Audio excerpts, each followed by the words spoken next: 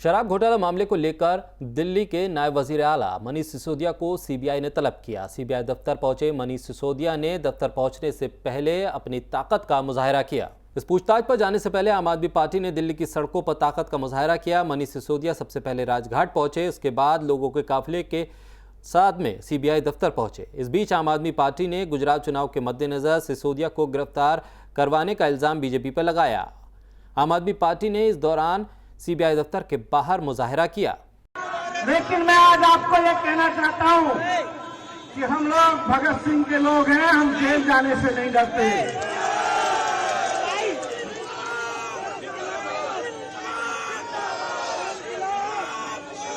आजादी के लिए 20-20 साल के लड़कों ने कुर्बानी दी थी। देश आज फिर कुर्बानी मांग रहा है। देश आज फिर ऐसा सीना मांग रहा है जो जेल जाने से ना डरे, और हमें गर्व है कि हमको जेल जाने से नहीं डर सकता। आज इनकी तैयारी मुझको जेल में डालने की है। इन्होंने सीबीआई भेज के मेरे घर पे रेड कराई, मेरे घर से कुछ नहीं निकला, आप सब जानते हैं। इन्होंने मेरे बैंक लॉकर तलाश लिए, बैंक लॉकर में से कुछ नहीं निकला, आप सब जानते हैं। इन्होंने मेरे गांव में जाके ढूंढा कि कहीं कोई जमीन खरीद रखी होगी, परिवार में कुछ खरीद रखा होगा, कुछ नहीं निकला, सब जानते हैं। इसलिए अब इनकी तैयारी है कि मुझे जेल में डाल दें। मैं इनकी जेल में डालने से नहीं डरता, इनकी सीबीआई और ईडी से नहीं डरता। मैं जानता हूं कि देश कुर्बानी मांग रहा है और हम कुर्बानी देने के लिए तैयार हैं। हमें आज मैं आप सबसे भी कहना चाहता हूं, इसका अफसोस मत करना। अगर मैं जेल चला जाऊं तो अफसोस मत करना, गर्व करना। हमारे लिए गर्व की बात है कि हमें देश के लिए कुर्बानी देने का अवसर आया है। हम कुर्बानी से पीछे नहीं हटेंगे। मनीष सिसोदिया से सीबीआई दफ्तर में हुई पूछताछ को लेकर आम आदमी पार्टी ने बीजेपी को घेरा है। बीजेपी पर हमलावर आम आदमी पार्टी ने क्या कुछ कहा, आम आदमी पार्टी के विधायक आतिशी ने प्रेस कॉन्फ्रेंस की। सीबीआई ने मनीष सिसोदिया जी को गिरफ्तार करने का इरादा किया है। सीबीआई मनीष सिसोदिया जी को किसी तथाकथित घोटाले में गिरफ्तार करना चाहती है, जिस घोटाले में उनके पास 1 रुपए के भी भ्रष्टाचार का सबूत नहीं है। सीबीआई ने मनीष सिसोदिया जी के घर पर रेड किया। सीबीआई ने मनीष सिसोदिया जी के पैतृक गांव पर रेड किया। सीबीआई ने मनीष सिसोदिया जी के ऑफिस पर रेड किया। सीबीआई ने मनीष सिसोदिया जी के लॉकर पर रेड किया। लेकिन 1 महीने बाद भी वो ये बताने को तैयार नहीं है कि क्या मिला। वो इसलिए बताने को तैयार नहीं है क्योंकि उन्हें कुछ नहीं मिला। भारतीय जनता पार्टी को 1 पैसे के भ्रष्टाचार का सबूत ना मिला है, ना कभी मिलेगा, क्योंकि आम आदमी पार्टी एक कट्टर ईमानदार पार्टी है। आज मनीष सिसोदिया जी सीबीआई हेडक्वार्टर गए, जश्न मनाते हुए गए। आज मनीष सिसोदिया जी भगत सिंह का बसंती रंग पहन के गए, और आज दिल्ली के सारे लोग उनके समर्थन में उनको आशीर्वाद देने के लिए उमड़ पड़े, क्योंकि वो देख रहे हैं कि भारतीय जनता पार्टी क्या कर रही है। वो देख रहे हैं कि भारतीय जनता पार्टी उस मनीष सिसोदिया को जेल में डालना चाहती है जिसने दिल्ली के लाखों बच्चों को, लाखों गरीब बच्चों को एक अच्छा भविष्य दिया। दिल्ली के लोग और देश के लोग देख रहे हैं कि भारतीय जनता पार्टी उस मनीष सिसोदिया को जेल में डालना चाहती है जिसकी शिक्षा क्रांति की चर्चा ना सिर्फ पूरे देश में पर विदेशों में हो रही है। कांग्रेस को नया सदर 19 अक्टूबर को मिल जाएगा। उससे पहले आज वोटिंग हुई और मुल्क भर में अलग अलग जगह पर कांग्रेस के डेलीगेट्स ने कांग्रेस सदर के लिए वोट डाले। इसके लिए आज सुबह 10 बजे से ही वोटिंग शुरू हो गई थी, जो शाम 4 बजे तक चली। इस बीच चुनाव में कुल 36 मतदान केंद्र और 67 बूथ बनाए गए थे। हर 200 वोटर पर एक बूथ बनाया गया था। इस बीच कांग्रेस में सीनियर लीडर मल्लिकार्जुन खड़गे और शशि थरूर के बीच सीधा मुकाबला देखने को मिल रहा है। खास बात यह है कि इस बार कांग्रेस में 24 साल के बाद नेहरू गांधी परिवार के बाहर का कोई सदर बनेगा। सोनिया गांधी और प्रियंका गांधी ने सदरियाती चुनाव में अपना वोट दिल्ली में डाला, तो वहीं राहुल गांधी भारत जोड़ो यात्रा के दौरान कर्नाटक में थे, जहां बेल्लारी में उन्होंने वोट डाला। 19 अक्टूबर को इस वोटिंग के नतीजे आएंगे। दिल्ली कमीशन बराए ख्वातीन की सदर स्वाति मालीवाल के घर पर हमला हुआ। इस बाबत उन्होंने ट्वीट कर लोगों को इस हमले के बारे में बताया। उन्होंने ट्वीट करके लिखा, अभी कुछ देर पहले मेरे घर पर कोई हमलावर घुस आया और उसने हमला किया। मेरी माँ और मेरी गाड़ी को बुरी तरह से तोड़ा, घर में घुसने की कोशिश की। शुक्र है मैं और मेरी माँ दोनों घर पर नहीं थे, वरना पता नहीं क्या कुछ होता। कुछ भी कर लो, मैं डरूंगी नहीं। और साथ ही स्वाति मालीवाल ने इस बाबत दिल्ली पुलिस को कंप्लेंट भी दर्ज कराई। आज सुबह मेरे घर में कोई हमलावर घुस आया और उसने बहुत बुरी तरीके से हमला किया। मेरी और मेरी माँ की गाड़ी पूरी तरीके से उसने तोड़ दी। वो तो शुक्र है कि मैं और मेरी माँ वहाँ पे नहीं थे, नहीं तो पता नहीं क्या होता आज। पिछले 7 साल के कार्यकाल में मैंने बहुत बड़े बड़े काम करे और बहुत बड़ी बड़ी ताकतों के खिलाफ कार्यवाही करी है। उन्हें लगता है कि वो मुझे डरा देंगे, लेकिन मैं साफ बताना चाहती हूँ कि मैं डरने वालों में से हूँ नहीं।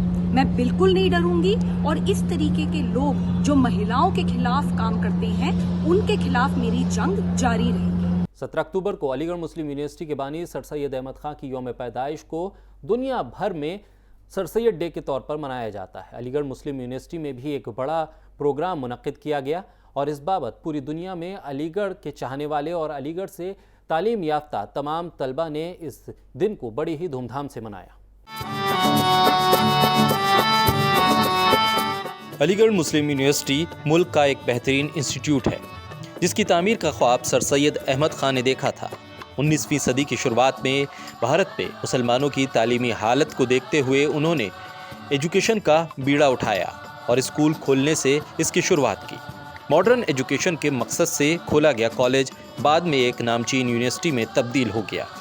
इस यूनिवर्सिटी से कई नामी ग्रामी हस्तियां पढ़कर दुनिया में अपना और यूनिवर्सिटी का नाम रोशन कर चुकी हैं, जिसमें भारत ही नहीं बल्कि पाकिस्तान के भी कई मशहूर लोग शामिल हैं।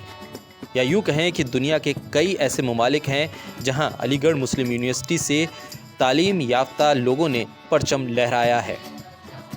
सर सैयद अहमद खान ने 1857 की क्रांति के बाद मुसलमानों के लिए मॉडर्न एजुकेशन की ज़रूरत को महसूस किया और स्कूल खोलने से शुरुआत की। इसके बाद 1877 में उन्होंने अलीगढ़ में मोहम्मडन एग्लो ओरिएंटल कॉलेज की शुरुआत की, जो 24 मई 1920 को अलीगढ़ मुस्लिम यूनिवर्सिटी में तब्दील हो गया। लेकिन उससे काफ़ी पहले ही यानी कि 1898 में ही सर सैयद अहमद खान इस दुनिया को छोड़कर जा चुके थे। अलीगढ़ मुस्लिम यूनिवर्सिटी ने अपनी मयारी तालीम से देश भर में खुद को एक बढ़िया इंस्टीट्यूट के तौर पर इस्टेब्लिश किया है। भारत ही नहीं बल्कि पाकिस्तान के भी कई बड़े नाम इस यूनिवर्सिटी से जुड़े हैं। भारत में भी कई शोबों से जुड़ी हस्तियों ने अलीगढ़ मुस्लिम यूनिवर्सिटी में पढ़ाई की। इसमें फिल्म, अदब, खेल, सियासत तक के लोग शामिल हैं। फिल्मों से जुड़े लोगों में हबीब तनवीर, जहां निसार अख्तर, शकील बदायूनी, ख्वाजा अहमद अब्बास, के आसिफ, दिलीप ताहिल, नसरुद्दीन शाह, जावेद अख्तर जैसे लोग अलीगढ़ मुस्लिम यूनिवर्सिटी से पढ़े हैं। वहीं अदीबों में सादत अली मंटो, राजा राव, इरफान हबीब, अहमद अली, मुनीर चौधरी, सैयद मुश्तबा अली, अली सरदार जाफरी जैसे नाम शामिल हैं। खेलों में भी कई ऐसे नाम हैं जो अलीगढ़ मुस्लिम यूनिवर्सिटी से जुड़े हैं। इसमें सबसे बड़ा नाम हॉकी के जादूगर ध्यानचंद का है। हॉकी में अख्तर हुसैन, जफर इकबाल, बीपी गोविंदा, जोगिंदर सिंह शामिल हैं।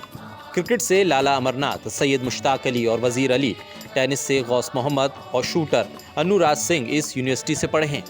पाकिस्तान के वजीर आज़म लियाकत अली खान, फ्रंटर गांधी के नाम से मशहूर खान अब्दुल गफ्फार खान, पाकिस्तान के ही एक और वजीर आज़म ख्वाजा निज़ामुद्दीन, पाकिस्तान के दूसरे सदर जमहूरिया अयूब खां और 5वें सदर जमहूरिया अफजल इलाही चौधरी जैसे नाम भी शामिल हैं। इसके अलावा पाकिस्तान के अदीब, कलाकार और साइंटिस्ट भी इस फहरिस्त में शामिल हैं। अलीगढ़ से उठा हुआ ये इल्म का अब्र आज भी कई मुल्कों पर बरस रहा है। ब्यूरो रिपोर्ट, तहजीब टीवी।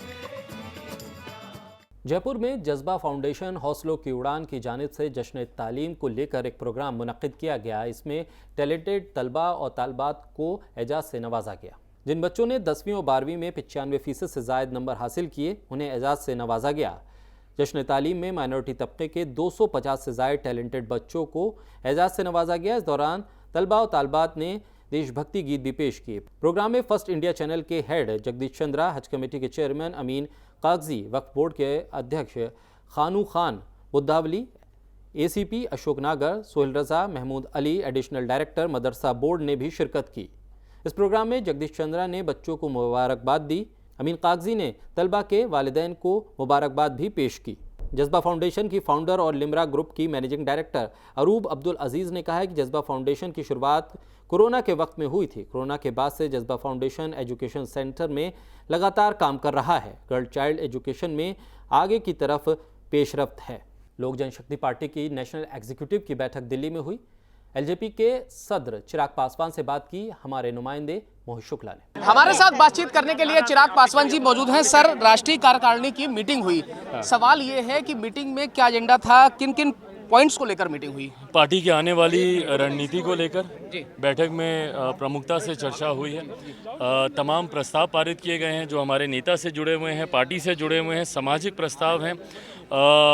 तमाम उन चीज़ों को लेकर चर्चा हुई जो संगठन को मद्देनज़र रखते हुए आने वाले दिनों में पार्टी को और कैसे मजबूत किया जाए, इन तमाम चीज़ों को लेकर राष्ट्रीय कार्यकारिणी में उपचुनाव हुए, उपचुनाव के लिए आप लोग प्रत्याशी नहीं उतार रहे हैं, ये भी तय हुआ? ये तो पहले ही तय हो चुका था, बट हाँ, राष्ट्रीय कार्यकारिणी में ये भी ज़रूर तय हुआ कि अलग अलग राज्यों में जहाँ पे आने वाले दिनों में चुनाव होने हैं, उसमें हर वो राज्य जो चुनाव लड़ना चाहता है उसके लिए पार्टी ज़रूर विचार करेगी। हिमाचल और गुजरात में चुनाव होने हैं, कितनी तैयारी है, पार्टी की क्या तैयारी है? पार्टी गुजरात में खास तौर पे पूरी मजबूत तैयारी के साथ है। हिमाचल में पिछले दिनों कुछ संगठन का फेरबदल हुआ था, पर वहाँ के भी आज अध्यक्ष के द्वारा ये प्रस्तावित किया गया कि वहाँ पे भी पार्टी को चुनाव लड़ना चाहिए। जैसा मैंने कहा कि पार्टी जिस भी राज्य में चुनाव लड़ना चाहती है, केंद्रीय संसदीय बोर्ड जरूर उस पर विचार करेगा। चलिए, बहुत बहुत शुक्रिया हमसे बातचीत करने के लिए। तो साफ तौर पर आप देख सकते हैं कि चिराग पासवान हमारे साथ मौजूद हैं और राष्ट्रीय कार्यकारिणी की बैठक में उन्होंने कई पॉइंट्स पर चर्चा की, साथ ही रामविलास पासवान जी को भारत रत्न देने की भी मांग की है। कैमरा पर्सन जस्सी के साथ मोहित शुक्ला, तहजीब TV, दिल्ली।